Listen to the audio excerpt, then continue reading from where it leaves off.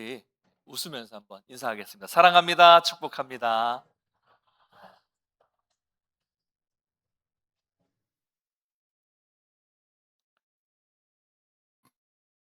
요즘에는 배려와 존중이 그 어느 때보다도 필요한 시대죠.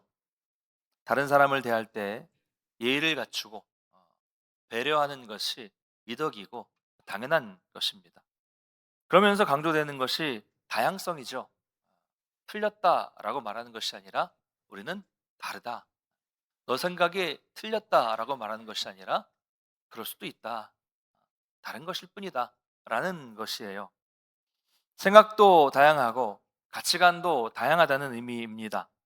그러면서 동성애와 성소수자 이야기를 같이 얘기를 합니다. 이러면서 사람들은 신앙에도 다양성을 인정해야 한다라고 말을 해요. 그렇습니다. 우리가 타 종교를 가진 사람들을 무시하거나 그들을 비난해서는 안 돼요. 그 사람들을 존중하고 그 사람들을 배려해 줄 필요는 있습니다. 그렇다고 해서 진리를 양보할 수는 없겠죠. 다른 문제입니다. 사람들을 좋게 대하는 것과 진리를 양보하는 것과는 다른 문제예요. 이런 면에서 기독교는 특별히 요즘에 비난받기 딱 좋습니다. 오직 예수님만이 유일한 구원의 길입니다. 예수만이 진리입니다. 라고 말하기 때문이죠. 단호하니까요. 단호해요. 이런 시대에도 기독교는 단호합니다. 다른 종교는 그렇지 않습니다. 불교, 천주교 막 서로 소통도 하고 같이 모임도 하고 그래요. 어떤 데서 같이 뭐 이렇게 예배를 한다는데 저는 이해가 안 돼요. 누구에게 기도를 하고 누구에게 예배를 할지를 모르겠어요. 대화하고 연합하는 일들이 종교 간에 있습니다. 그러나 기독교는 절대로 연합할 수가 없어요. 완전히 다른 문제죠, 이건. 사람들이 이렇게 반문합니다. 왜 그렇게 기독교는 배타적입니까? 아니, 다른 종교에도 선한 가르침이 있지 않습니까? 아니, 다 잘 살자고 하는 건데 착하게 살면 되지. 왜 기독교만 그렇게 유난입니까? 라고 이야기를 해요. 이것이 기독교에 대한 비판이고요. 결국 이 기독교라는 종교에 대한 비판은 더 나아가서 이 성도들, 기독교인들을 무시하는 현상까지 이게 나타나고 있습니다. 특별히 요즘 더 그렇죠. 그러나 오늘 본문은 이런 생각을 거부합니다. 거부합니다. 오늘 본문은 세상에 가장 싫어하는 이야기예요. 배타적인 이야기입니다. 이 말씀 때문에 기독교는 비판을 받지만 결코 교회가 포기할 수 없는 복음의 핵심, 그것이 여기에 있습니다. 오늘 본문은 베드로와 사도들이 설교하고 있는 중에 벌어진 일이에요. 오늘 본문을 보면 우리가 이 사도행전에는 베드로가 두 번 설교하는 베드로의 설교만 나와 있는 것처럼 보이지만은 사실 사도들도 설교했다는 것을 알 수가 있어요. 자, 이 설교는 3장으로 거슬러 올라가서 성전 미문 앞에서 구걸하던 나면서부터 걷지 못한 사람을 걷게 했고, 이 일로 인해서 사람들이 놀라서 다 솔로몬 행각에 모여들었을 때 베드로가 설교를 시작한 장면으로부터 거슬러 올라갈 수 있습니다. 이렇게 설교해죠. 이 사람이 왜 나한테, 왜 우리에게 주목하느냐? 이 사람이 낳은 것은 내가 한 것이 아니라 너희가 죽인 그 예수 그리스도의 이름의 능력으로 낳게 된 것이다. 이렇게 설교를 하고 있었어요. 자, 그런데 이 설교를 계속하고 있는 중에 설교를 아직 계속 하고 있는 거예요, 지금. 그런데 제사장들과 성전 맡은 자들과 사두개인들이 와서 이 설교를 듣고 와서 멈췄어요. 빨리 자기 세력들을 모아서 와서 멈춘 거예요. 설교를 하는 중에 멈췄습니다. 왜 멈췄습니까? 우리 2절 한번 읽어보겠습니다. 2절 시작. 예수 안에 죽은 자의 부활이 있다고 백성을 가르치고 전함을 싫어하여 라고 말씀하고 있어요. 싫어요. 처음으로 이 초대교회에서 복음을 반대한 세력이 오늘 등장을 하는데요. 본문을 보면 그들은 싫어했다, 싫어하여 라고 말씀하고 있습니다. 왜 그들은 성령 충만한 베드로의 설교를 싫어했을까요? 여러분, 베드로의 앞에 두 번의 설교를 한번 생각해 보겠습니다. 베드로의 설교는 아주 평범한 베드로가 했다고는 믿어지지 않을 만큼 구약 성경을 잘 인용해서 설교를 했지만 그 설교는 아주 직설적이었다고 말씀드렸습니다. 너희가 죽였다. 너희가 죽인 그 예수 그리스도를 하나님이 살리셨다. 아주 대놓고 그 유대인들을 향해서 정죄하고 있어요. 네가 죽였어 라고 얘기하고 있는 거예요. 여러분, 제가 강단에서 베드로처럼 이렇게 여러분을 정죄한다면 여러분 어떤 반응을 보이실까요? 잘못했어요, 성가대. 잘못했어. 막 그러고 죄예요. 회개해야 돼요. 막 이렇게 하면 어떠실까요? 네? 반감이 생길 거예요. 왜 저러지? 어? 날 얼마나 한다고? 왜 저래? 막 이러실 거예요. 물론 안 그런 분도 계시겠지만 일반적으로 그렇습니다. 그래서 정죄하는 설교는 안 되는 거예요. 하면 안 돼요. 지금은 그렇죠. 근데 베드로는 성령의 감동에서 그 유대인들을 향해서 직설적으로 설교를 합니다. 게다가 여러분, 너희가 죽였다. 이거 너무 강하잖아요. 대놓고 죽였다고 말하는 건 이거는 있을 수 없는 너무나도 강력한 설교예요. 아마 이거 들으면 기분 나쁠 거 정말 나빴을 거. 그런데 놀라운 사실은 그런 강력한 정죄에도 불구하고 사람들은 그것을 받아들이고 그대로 받아들이고 어찌할꼬 슬퍼하면서 회개하는 역사가 일어났다는 거죠. 놀라운 일이에요. 여러분, 성경은 언제나 우리가 죄인이라는 것을 드러냅니다. 성경을 가지고 설교하는 설교를 통해서 항상 우리가 죄인이라는 것을 반드시 말씀하게 돼 있어요. 뭐 여기서 직설적인 당신이 뭐 이렇게 이런 건 아니지만 성경과 설교는 언제나 우리 인간이 죄인이라는 것을 드러내게 되어 있습니다.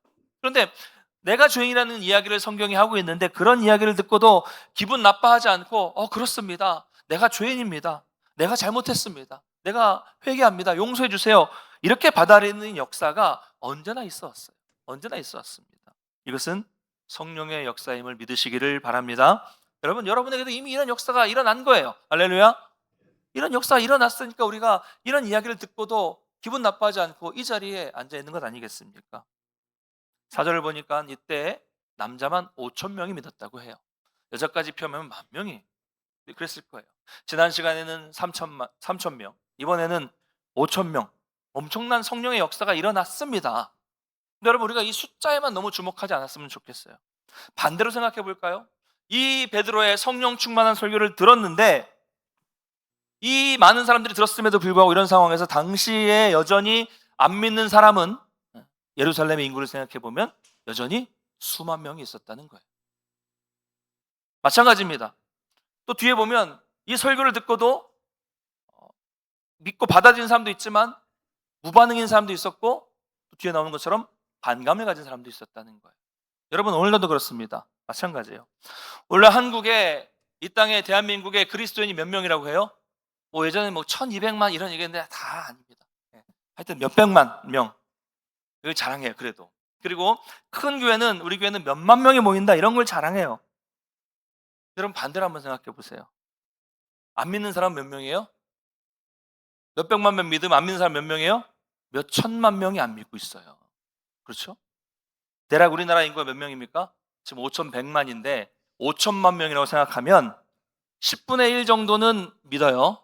근데 10분의 9는 안 믿어요. 10분의 9는 안 믿어요. 저는 교회 성도가 많다는 자랑하는 것을 보면 부러우십니까? 우리 교회는 몇 천 명이에요. 부러우십니까? 저는 부러운 게 아니라 그런 자랑을 하는 사람들이 안타까워요. 시야가 너무 좁은 거예요. 여러분 보세요. 교회가 뭐예요? 교회가 하나님의 교회는 각 지역에 있는 개 교회가 중요한 것이 아니라 주님이 보시는 전 우주적인 교회, 보편적인 교회, 교회라는 전 세계의 교회를 봐야 되잖아요. 그렇죠? 아니, 전 세계까지는 아니더라도 이 대한민국에 이렇게 교회가 많은데 아직도 이렇게 많은 교회 속에서 많은 사람들이 10분의 9가 복음을 모르고 사는 것에 대해서 안타까워해야지. 우리에겐 참 성도가 많아. 우리에겐 참 시설이 좋아. 우리에게 목사님은 참 멋져. 저기 어디 유학도 다녀오고 설교도 참 좋아. 이런 것을 자랑하면 될까요, 여러분? 예수와 복음을 자랑해야죠. 예수와 복음을 자랑해야죠. 저는 뭐 그런 거 자랑할 것이 하나도 없어요. 없지만 또 여러분 또 어쨌든 여러분 저를 자랑 안 하셔서 자랑을 너무 안 하셔서 참 좋습니다. 어쨌든 좋습니다.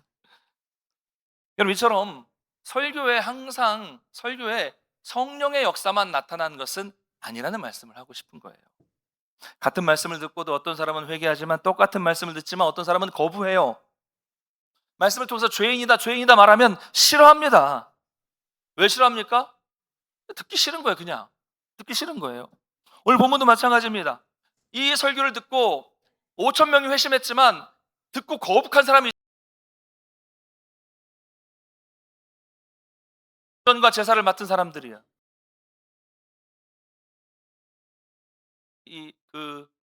수비를 하는 성전의 뭐라 할까요? 수비대라고 할까요? 그런 사람들이 와요. 그리고 사두개인들. 이 사두개인들은 부활을 없다고 말하는, 믿고 있는, 현 세대가 이 시대가 다다라고 말하는 종교 집단이라기보다는 정치적인 집단들입니다. 이런 사람들이 모여들어요. 그들은 설교를 들었습니다. 근데 설교를 듣고 이해하지 못해서가 아니라 받아들이고 싶지 않았기 때문에, 그것을 계속 듣는 것조차 싫어해서, 견딜 수 없어서 빨리 세력을 모아서 설교를 와서 가로막은 거예요. 그 설교 속에는 자신들의 기득권에 대한 것들이 들어가 있어요. 흔들리는 거죠. 그리고 무엇보다도 예수님이 죽으셨는데 그 부활을 선포하는 것이, 부활하셨다는 것이 듣기 싫었던 것입니다. 이것은 지식의 문제가 아니에요. 이해의 문제가 아니라 마음과 영의 문제였다는 거예요. 슬픈 사실은 오늘날 교회 안에도 이런 일이 벌어지고 있다는 점이에요. 대한민국 오늘 이 시간에 수많은 교회에 많은 사람들이 앉아 있어도 그 중에는 순전한 복음을 받아들이지 않고 오히려 거부감을 느끼고 있는 사람들도 여전히 있습니다. 오늘 본문에 나오는 사람들처럼, 제가 볼 때 우리 교회는 안 계시는 것 같지만, 신앙보다는 자신의 어떤 이익에 더 관심을 가지고 있는 사람들이, 앉아있는 사람들이 있어요.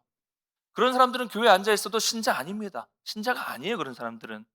교회는 그런 곳입니다. 그런 사람들이 섞여 있는 곳이기 때문에 여러분, 이 땅의 교회는 아직 완전하지 않아요. 그래서 우리는 늘 말씀 앞에서 자신을 돌아보고 말씀 앞에서 분별할 필요가 있는 것입니다.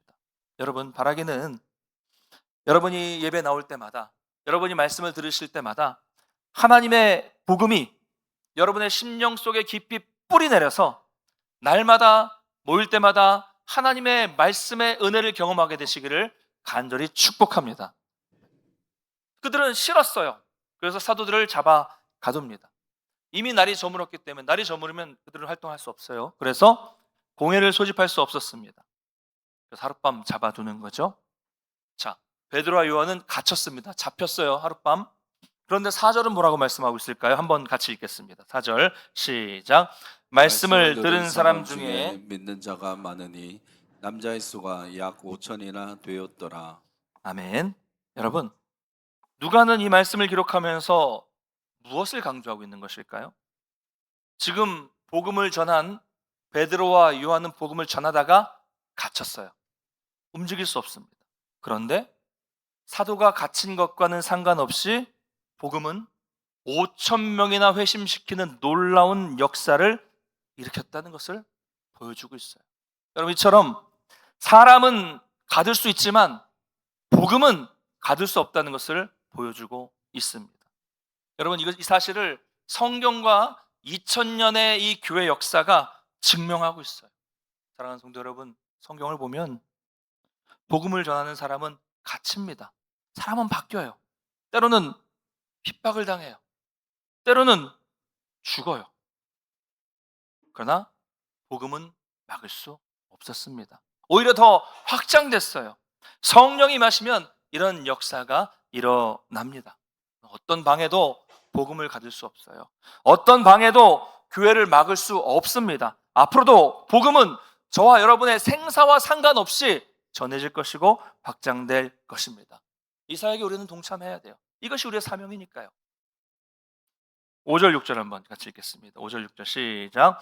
이튿날 관리들과 장로들과 서기관들이 예루살렘에 모였는데 대제사장 안나스와 가야바와 요한과 알렉산더와 및 대제사장의 문중이 다 참여하여. 아멘. 자, 날이 밝자마자 공회가 소집됩니다. 저를 보십시오. 따뜻하시죠? 네, 저를 보시고. 자, 공회가 소집됐는데 그 사람들이 어떤 사람이 모입니까? 관리, 장로, 서기관, 대제사장 안나스, 그 사위 가야바, 그리고 공회원 요한, 그리고 알렉산더와 대제사장의 문중이 다 모여요. 여러분, 이스라엘에 공회가 모였다는 사실을 보시면 어떤 생각이 떠오르십니까? 뭐가 떠오르시죠? 전혀 안 떠오르세요? 공회가 뭔가 그랬어요? 언제가 생각나십니까? 며칠 전. 언제였어요? 그럼 이 사람들이 누굽니까? 예수님을 잡아서 재판하고 죽이려고 넘겨졌던 바로 그 공회예요. 그 공회가 또 모인 거예요. 여러분, 공회는 70명의 이스라엘 지도자들로 구성된 산헤드린 공회, 유대 최고의 권위를 가진 공회입니다. 이 공회가 소집되어서 예수님을 재판하던 그 공회가 소집되어서 두 사도를 가운데 세우고 신문하는 거예요. 위압적이죠. 강압적이죠. 이들은 진리를 위해서 모인 것이 아닙니다. 예수님을 재판했을 때처럼, 예수님을 잡아 죽였을 때처럼 진리를 덮기 위해서 모인 거예요. 그들은 사도에게 질문합니다. 너희가 무슨 권세와 누구의 이름으로 이 일을 행하였느냐? 무슨 권세와 누구의 이름으로 이 일을 행하였느냐? 이 일이 뭐예요? 걷지 못한 자를 고친 일이죠. 기적을 베푼 일이에요. 그들은 지금 기적에 관심이 없어요. 누가 시켰느냐 이거예요. 지금 그들은 아주 심기가 불편했습니다. 왜 그럴까요? 자신들이 얼마 전에, 며칠 전에 재판에서 죽인 예수가 살아났다는 이야기를 백성들에게 전하고 있기 때문이에요. 게다가 그 자기들이 잡아 죽인 예수 그리스도의 이름의 능력으로 나면서부터 걷지 못했던 사람이 회복되는 기적이 일어난 거예요. 그러면 많은 민중들이, 백성들이 볼 때 자기들, 즉 공의 결정이 틀렸다는 것을 인정할 테니까 다급해진 거예요. 불편해진 거예요. 여러분, 저는 오늘 종교 지도자의 태도를 보면서 영화의 한 장면이 생각났어요. 제가 영화를 많이 봐서 그런지 모르겠지만 영화가 딱 떠오르더라고요. 어떤 사람이 어려운 환경에서 이제 새로 시작하려고 열심히 포장마차를 시작합니다. 그래서 열심히 장사를 해서 밤마다 장사를 하고 장사가 좀 잘 되나 싶었더니 갑자기 몸에 이렇게 환한 짐승 그림을 그린 사람들이 막 이렇게 막 그림을 뽐내면서 와가지고 소리를 치면서 집기를 뒤집습니다. 뭐라고 해요? 당신 누구 허락받고 여기서 장사하고 있어? 이러는 거죠. 그렇죠? 여러분은 이게 오버랩이 안 되십니다. 지금 종교 지도자들은 마치 깡패 같다는 거예요. 누구 허락받고 여기서 장사하고 있어? 이거 똑같은 거잖아요. 종교 지도자라는 것이 무색할 정도로 마치 깡패처럼 너무나도 민망한 모습을 보이고 있습니다. 사실 그들의 말 속에는 베드로가 정규 교육을 받지 못한 어부 출신이라는 무시가 들어가 있는 거예요.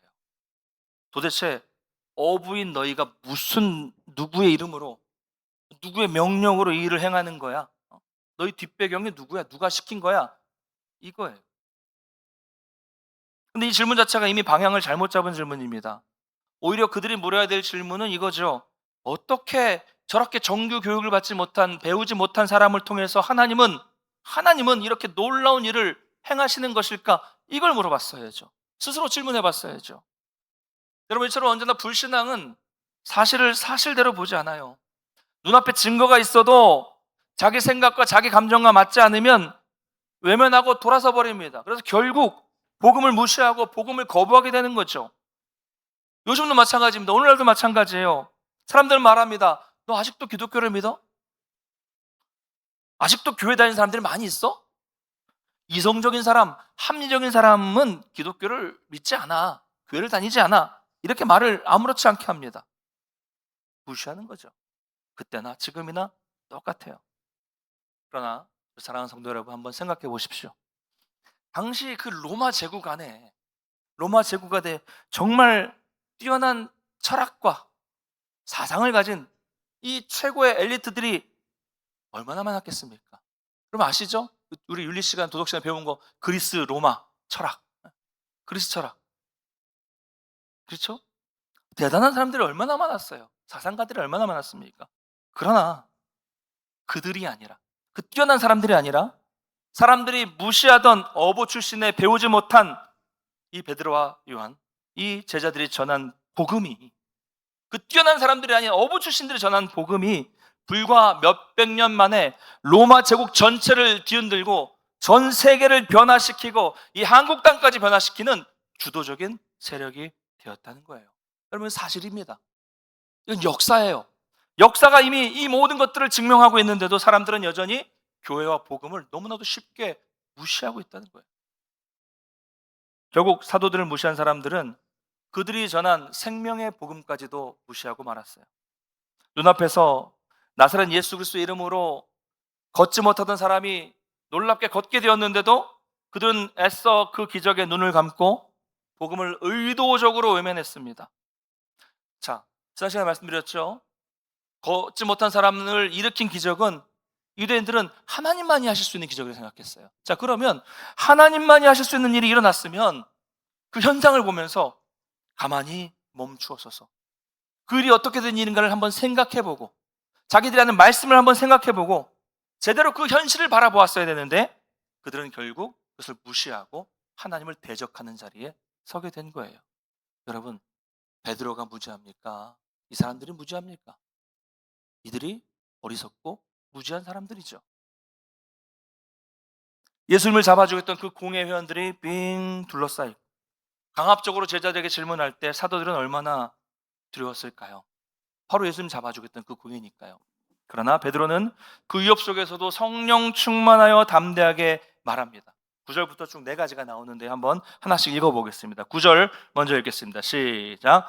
만일 병자에게 행한 착한 일이 대하여 이 사람이 어떻게 구원을 받았느냐고 오늘 우리에게 질문한다면 질문한다면 먼저 베드로는 이 일이 착한 일이라고 말을 해요. 아니 왜 착한 일을 행한 것 가지고 이렇게 질문합니까? 이런 얘기죠. 여러분, 사람의 마음이 완악해지면 착한 일을 보고도 이렇게 시비 걸게 되어 있습니다. 이런 말이죠. 여러분, 40년 동안 40년 넘도록 한 번도 걷지 못한 사람이 걷게 됐잖아요.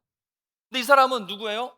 성전 민문에 늘 사람들이 많이 지나다니는 곳에 앉아 있었던 사람이기 때문에 모르는 사람이 없어요. 다 아는, 누구나 예루살렘에서 다 아는 사람이에요.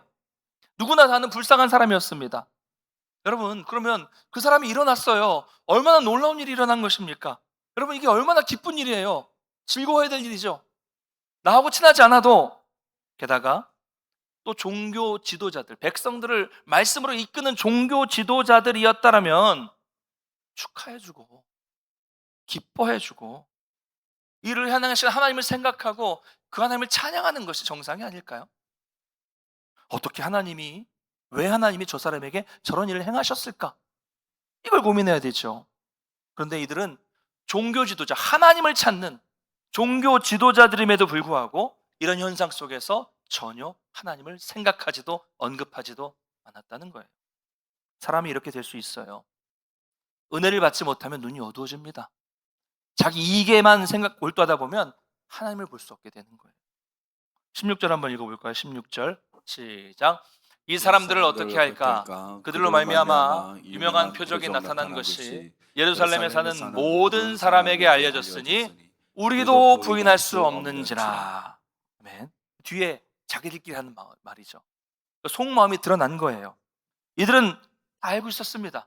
이 기적이 일어나는 것을 알고 있었어요. 그리고 이것을 부인할 수 없다는 것도 자기들도 다 알고 있었어요.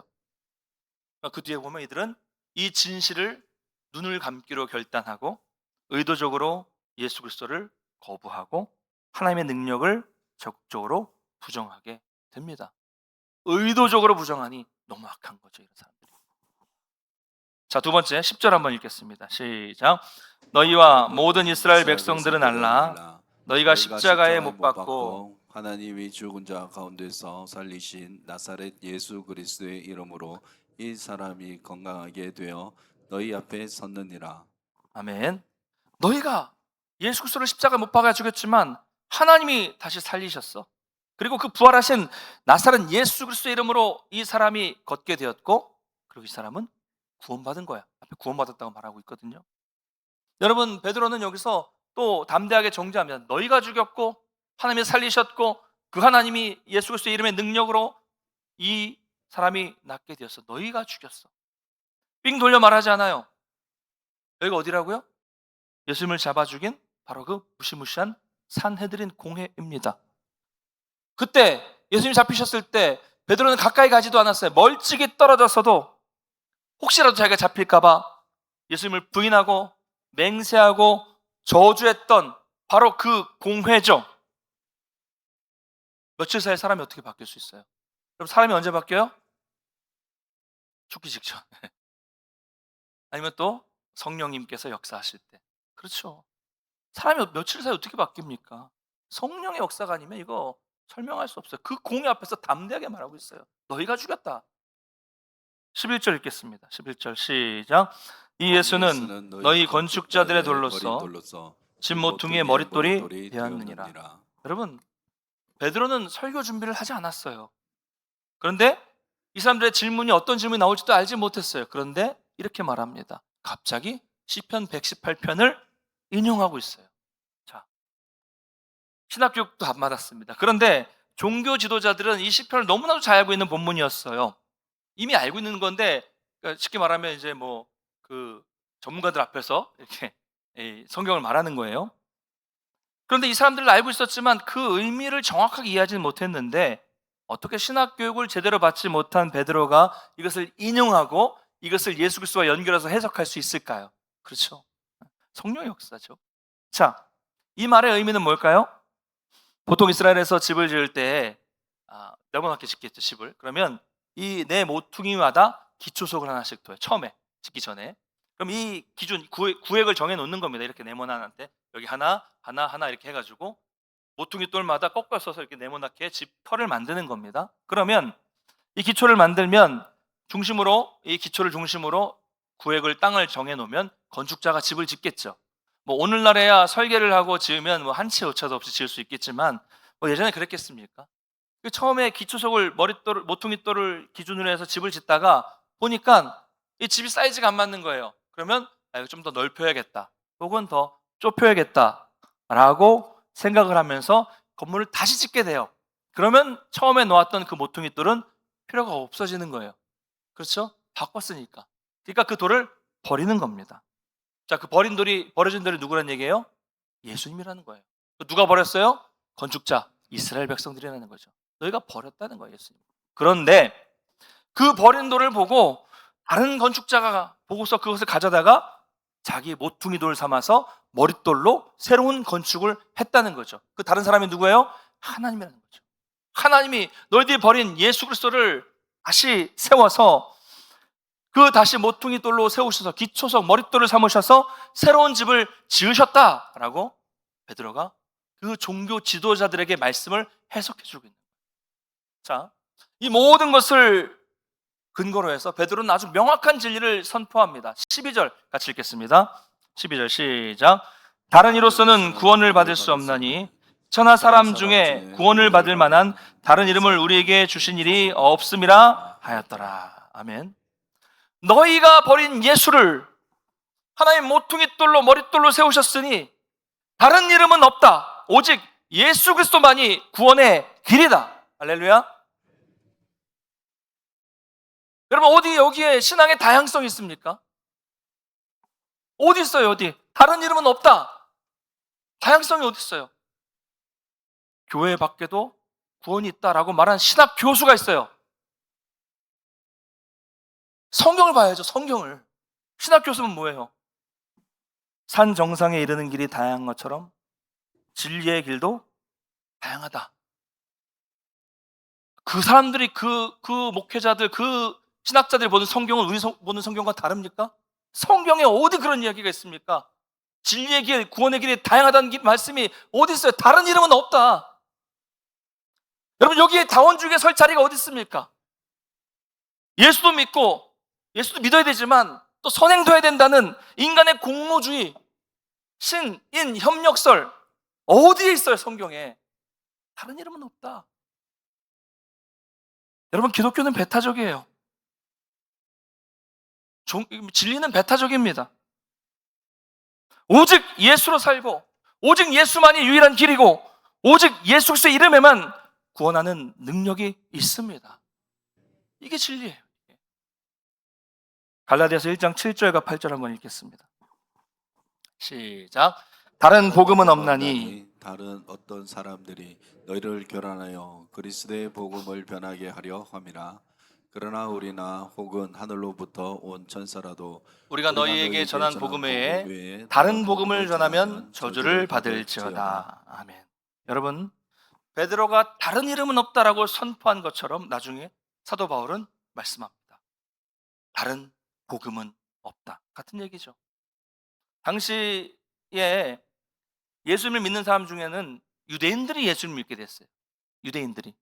그러니까 유대인들이 예수를 믿게 되니까, 자, 생각해 보겠습니다. 우리도 초창기에 예수 믿는 사람들이 많이 생겼어요. 그런데 늘 유교적인 전통 속에서 제사를 드리다가 예수를 믿게 돼요. 그러면 제사를 드리지 말라고 하잖아요. 근데 어떤 사람들은 아니야, 예수를 믿고 제사도 드려. 이런 혼란이 생기는 거잖아요. 마찬가지였어요. 유대인들도 늘 율법을 행하고 할례를 행하고 그런 상황 속에 있다가, 전통 속에 있다가 갑자기 예수를 믿었어요. 그런데 오직 믿음으로 구원을 받는다라는 얘기를 하니까 헷갈리는 거예요, 사람들이. 그래서 어떤 사람들이 말합니다. 아니, 그래, 난 예수 믿어. 그런데 할례는 해야지. 나 예수 믿어. 그런데 율법은 지켜야지. 이런 얘기들이 하는 거예요. 그러니까 바울이 그것마저도 거부하는 겁니다. 아니다, 다른 복음이다, 그거는. 나 예수 믿는데, 아니, 그래도 그건 다른 복음이야. 믿음 외에 다른 걸 추구한다면 그건 다른 복음이다 라고 말하는 거예요. 여러분, 사람들은 복음에다가 뭔가를 더하면 보완하는 거라고 생각하겠지만, 바울은 그것을 보완이 아니라 변질이라고 말합니다. 심지어 하늘에서 온 천사라고 할지라도 그런 이상한 복음, 믿음 외에, 예수 외에 다른 것을 첨가한다면 저주를 받는다라고 강력하게 경고하는 말씀이 방금 우리가 읽은 말씀입니다. 목사님, 너무 배타적이지 않습니까? 그래서 좀 열어두면 안 되겠습니까? 아니에요, 여러분. 여러분, 생사를 넘나드는 환자에게 필요한 것은 뭐예요? 비슷한 약이 아니에요. 딱 맞는 치료제입니다. 복음은 섞일 수가 없어요. 말씀 뵙겠습니다. 우리에게 예수 그리스도 외에 다른 이름, 다른 길은 주어진 적이 한 번도 없습니다. 여러분, 헷갈리시면 안 돼요. 오직 구원은 예수 그리스도의 이름 복음밖에는 없습니다. 우리가 힘겨운 이 땅에서 흔들리지 않고 좌절하지 않고 소망을 잃지 않는 이유는 오직 예수 그리스도의 이름, 그분이 계시기 때문입니다. 여러분, 여러분의 지금 심령 깊은 곳에는 어떤 이름이 새겨져 있으십니까? 혹 세상의 가치, 명예, 물질, 성공이라는 것이 여러분의 마음속에 새겨져 있지는 않습니까? 아니면 나사렛 예수 그리스도의 이름이 새겨져 있습니까? 이번 한 주간 세상을 살아가시면서 여러분, 어떤 상황 속에서도 오직 유일하신 예수 그리스도의 이름으로 승리하시는 저와 여러분 되시기를 간절히 축복합니다.